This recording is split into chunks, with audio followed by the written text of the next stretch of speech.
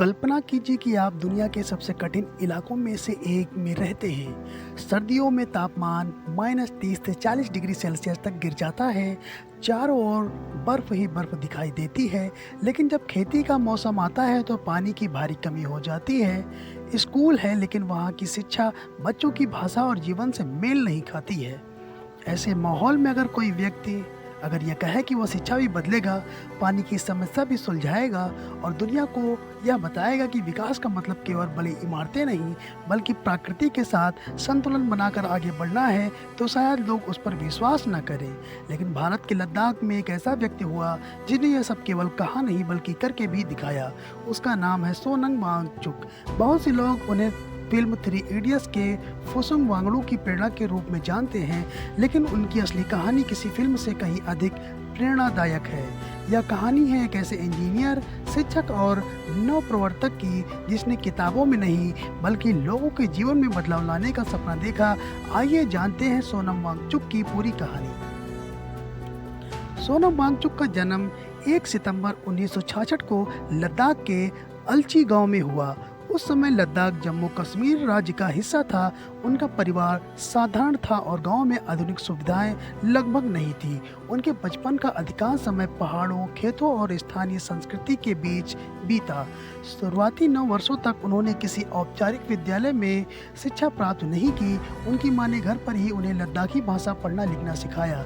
यही कारण था कि उनकी सोच बचपन से ही स्थानीय संस्कृति और जीवन से जुड़ी रही।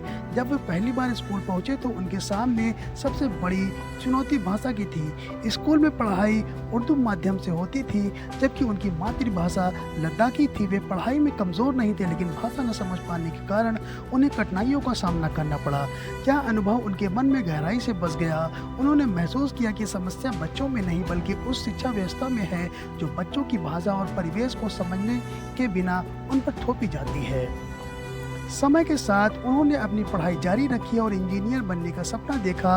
उन्होंने श्रीनगर के नेशनल इंस्टीट्यूट ऑफ टेक्नोलॉजी से मैकेनिकल इंजीनियरिंग की पढ़ाई पूरी की। पढ़ाई के दौरान भी वे केवल किताबों तक सीमित नहीं रहे। उन्हें हमेशा यह जानने में रुचि रहती थी कि विज्ञान और तकनीक का उपयोग आम लोगों की समस्याओं को हल करने के लिए कैसे किया जा सकता है। इंजीनियरिंग पूरी करने के बाद उनके सामने एक सुरक्षित और आरामदायक करियर चुनने का अवसर था, लेकिन उन्होंने महानगरों में नौकरी करने के बजाय अपने क्षेत्र लद्दाख लौटने का फैसला किया। उनका मानना था कि यदि शिक्षित लोगों और अपने समाज की समस्याओं से मुंह मोड़ लेंगे तो बदलाव कभी नहीं आएगा। साल 1988 में उन्होंने अपने कुछ साथियों के साथ मिलकर students educational and cultural movement of Ladakh यानी सिकमोल की स्थापना की। शुरुआत में यह केवल युवाओं का प्रयास था, लेकिन यह धीरे धीरे एक बड़े शिक्षा आंदोलन में बदल गया। उस समय लद्दाख में 10वीं कक्षा के परिणाम बेहद खराब आते थे। कई स्कूलों में अधिकांश छात्र परीक्षा में असफल हो जाते थे। आम धारणा यह था कि बच्चे पढ़ाई में कमज़ोर हैं, लेकिन सोनम वांगचुक ने इस सोच को चुनौती दी। उनका कहना था कि यदि हज़ारों बच्चे लगातार असफल हो रहे हैं तो समस्या बच्चों में नहीं बल्कि शिक्षा व्यवस्था में है। सिकमोल ने शिक्षा का एक नया मॉडल प्रस्तुत किया। यहाँ छात्रों को केवल किताबें रटाई नहीं जाती थी, उन्हें अपने हाथों से काम करना, खेती करना, भवन बनाना, सौर ऊर्जा का उपयोग करना, मशीनों को समझना, नेतृत्व करना और समस्याओं का समाधान खोजना भी सिखाया जाता था। शिक्षा का उद्देश्य केवल पास करना नहीं बल्कि जीवन के लिए तैयार होना था। धीरे धीरे सिकमोल का परिसर स्वयं एक उदाहरण बन गया। यहाँ की कई इमारतें स्थानीय सामग्री से बनाई गई और सौर ऊर्जा का व्यापक उपयोग किया गया ताकि कठोर सर्दियों में भी कम ऊर्जा खर्च हो। छात्र स्वयं परिसर के कई कार्यों की जिम्मेदारी निभाते थे। इससे उनमें आत्मविश्वास और जिम्मेदारी की भावना विकसित होती थी। इसी दौरान सोनम वांगचुक के काम की चर्चा देश भर में होने लगी। जब वर्ष 2009 में फिल्म थ्री इडियट्स रिलीज हुई तो लोगों ने फिल्म के अंतिम हिस्से में दिखाई गई प्रयोगशाला और स्कूल को देखकर सोनम वांगचुक के कार्यों से समानता महसूस की। बाद में यह स्पष्ट किया गया कि फिल्म का पात्र पूरी तरह उन्हीं पर आधारित नहीं था, लेकिन उसके कुछ विचार और प्रेरणाएं उनके जीवन और सिकमोल के अनुभवों से ली गई थी। इस फिल्म के बाद उनका नाम लाखों लोगों तक पहुंचा, लेकिन उनकी सबसे बड़ी उपलब्धि अभी बाकी थी।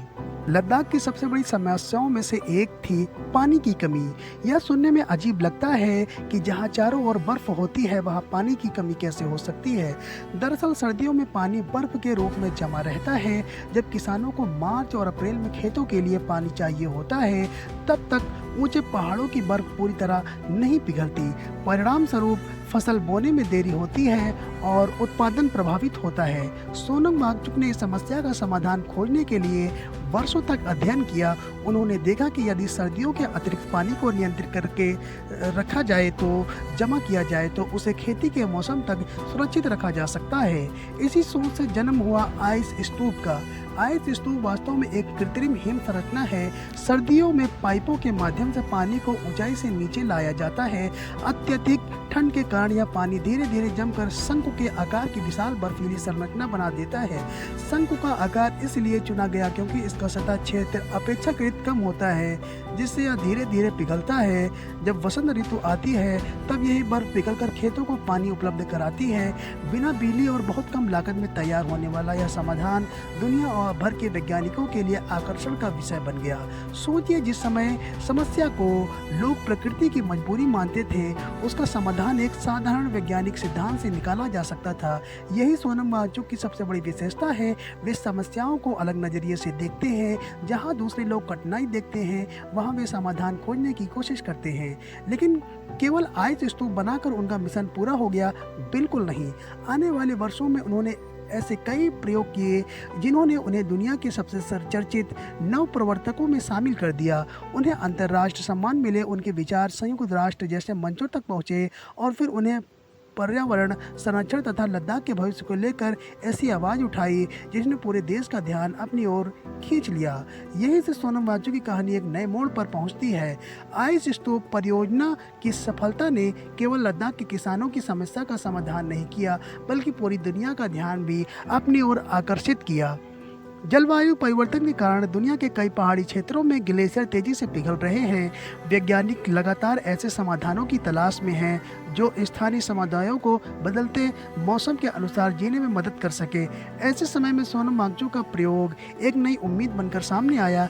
दुनिया के कई देशों के शोधकर्ताओं, इंजीनियरों और पर्यावरण विशेषज्ञों ने लद्दाख पहुंचकर इस तकनीक का अध्ययन किया। कई अंतर्राष्ट्रीय मंचों पर इसे स्थानीय परिस्थितियों के अनुरूप विकसित किया गया। एक सफल और व्यवहारिक नवाचार माना गया। लेकिन सोनम वांगचुक का उद्देश्य केवल एक तकनीक विकसित करना नहीं था। उनका मानना था कि यदि किसी समाज को वास्तव में मजबूत बनाना है तो शिक्षा, विज्ञान और पर्यावरण तीनों को एक साथ जोड़ना होगा। इसी सोच के साथ उन्होंने हिमालयी क्षेत्रों के लिए कम ऊर्जा में चलने वाले भवनों और सौर ऊर्जा आधारित प्रणालियों और टिकाऊ जीवन शैली पर भी काम किया। उनका विश्वास था कि आधुनिक तकनीक तभी सफल मानी जाएगी जब वह स्थानीय लोगों को जीवन को बेहतर बनाए और प्रकृति को नुकसान न पहुंचाए। उनके इन प्रयासों को राष्ट्रीय और अंतर्राष्ट्रीय स्तर पर सराहा गया। वर्ष 2018 में उन्हें एशिया के सबसे प्रतिष्ठित सम्मानों में से एक रेमन मैग्सेसे पुरस्कार से सम्मानित किया गया। यह सम्मान उन्हें शिक्षा, नवाचार और समाज के लिए किए गए अनेक उल्लेखनीय कार्यों के लिए प्रदान किया गया। इससे पहले भारत सरकार उन्हें पद्मश्री सम्मान से भी सम्मानित कर चुकी थी। इन पुरस्कारों ने न केवल उनके कार्यों को पहचान नहीं दिलाई, बल्कि दुनिया को यह संदेश भी दिया कि समाज में बदलाव लाने के लिए बड़े संसाधनों से अधिक जरूरी है सही सोच और दृढ़ संकल्प। समय के साथ सोनम वांगचुक का ध्यान एक और गंभीर विषय की ओर गया, जलवायु परिवर्तन और हिमालयी परिस्थितियों की सुरक्षा। उनका कहना था कि हिमालय केवल पहाड़ों की एक श्रृंखला नहीं, बल्कि करोड़ों लोगों के जीवन के लिए पानी का सबसे बड़ा स्रोत है।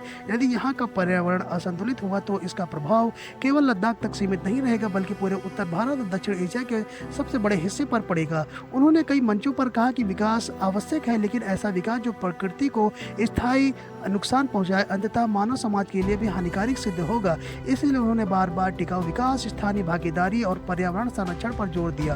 वर्ष 2019 में जम्मू कश्मीर के पुनर्गठन के बाद लद्दाख को केंद्र शासित प्रदेश का दर्जा मिला। इसके बाद क्षेत्र में विकास, प्रशासन और पर्यावरण से जुड़े कई नए प्रश्न सामने आए। आने वाले वर्षों में सोनम वांगचुक ने लद्दाख के भविष्य को लेकर सार्वजनिक रूप से अपने विचार व्यक्त किए। उन्होंने स्थानीय लोगों की भागीदारी, पर्यावरण संरक्षण और संवेदनशील हिमालयी क्षेत्रों के लिए विशेष नीतियों की आवश्यकता पर जोर दिया।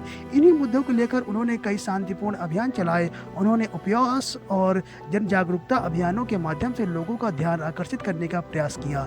उनके समर्थकों का मानना है कि वे हिमालय और आने वाली पीढ़ियों के हितों की रक्षा के लिए संघर्ष कर रहे हैं। दूसरी ओर कुछ लोगों का मत है कि विकास और पर्यावरण के बीच संतुलन बनाना आसान नहीं है और इस विषय पर अलग अलग दृष्टिकोण हो सकते हैं। यही कारण है कि उनके आंदोलनों पर पर सार्वजनिक और राजनीतिक स्तर पर विभिन्न मत सामने आए, लेकिन एक तथ्य स्पष्ट है कि उन्होंने अपने विचार लोकतांत्रिक और अहिंसक तरीकों से प्रस्तुत किए और संवाद की आवश्यकता पर बल दिया। क्या आपने कभी सोचा है कि किसी इंजीनियर का सबसे बड़ा आविष्कार मशीन नहीं बल्कि लोगों की सोच भी हो सकता है? सोनम वांगचुक ने यही करके दिखाया। उन्होंने लोगों को यह विश्वास दिलाया कि शिक्षा केवल नौकरी पाने का माध्यम नहीं है। शिक्षा का असली उद्देश्य समाज की समस्याओं का समाधान खोजने की क्षमता विकसित करना है।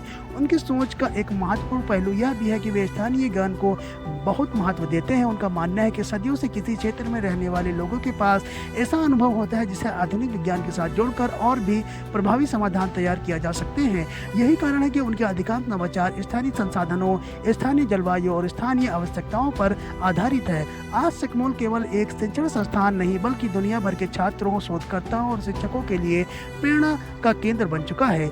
कई देशों से लोग वहां पहुंचते हैं ताकि यह समझ सके कि शिक्षा को व्यावहारिक और जीवन से जुड़ा कैसे बनाया जा सकता है। वहां पढ़ने वाले अनेक छात्र आगे चलकर अपने क्षेत्रों में सफल हुए और उन्होंने भी समाज सेवा तथा नवाचार। सोनम वांगचुक की कहानी किसी चमत्कार की कहानी नहीं है। यह एक ऐसे व्यक्ति की कहानी जो इंजीनियरिंग सीखी, अपने लोगों के बीच लौटे, शिक्षा को नई दिशा दी, पानी की समस्या का अभिनव समाधान खोजा और पूरी दुनिया को यह संदेश दिया कि विकास का सबसे अच्छा रास्ता वही है जो इंसान और प्रकृति दोनों को सम्मान करे। यही कारण है कि आज उन्हें केवल इंजीनियर या शिक्षक के रूप में नहीं बल्कि एक दूरदर्शी विचारक के रूप और सामाजिक नव प्रवर्तक के रूप में याद किया जाता है। आने वाले वर्षों में चाहे तकनीक कितनी भी बदल जाए, लेकिन समाज, शिक्षा और पर्यावरण के प्रति उनका दृष्टिकोण नई पीढ़ियों को प्रेरित करता रहेगा। अगर आपको सोनम वांगचुक की यह प्रेरणादायक यात्रा पसंद आई और अपने वीडियो से कुछ नया सीखा तो इस वीडियो को ज़्यादा से ज़्यादा लोगों तक पहुँचाएँ ताकि ऐसे वास्तविक नायकों की कहानियाँ हर व्यक्ति तक पहुँच सके।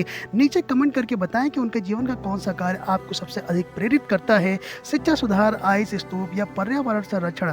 अगर आप ऐसी ही शोध आधारित, निष्पक्ष और रोचक ऐतिहासिक तथा प्रेरणादायक डॉक्यूमेंट्री वीडियो देखना चाहते हैं तो हमारे चैनल को सब्सक्राइब करना ना भूलें। वीडियो को लाइक करें और अपने दोस्तों के साथ शेयर करें और बेल आइकन दबाएं ताकि हमारी अगली ज्ञानवर्धक वीडियो आपसे न छूटे। मिलते हैं अगली कहानी के साथ में। नमस्कार।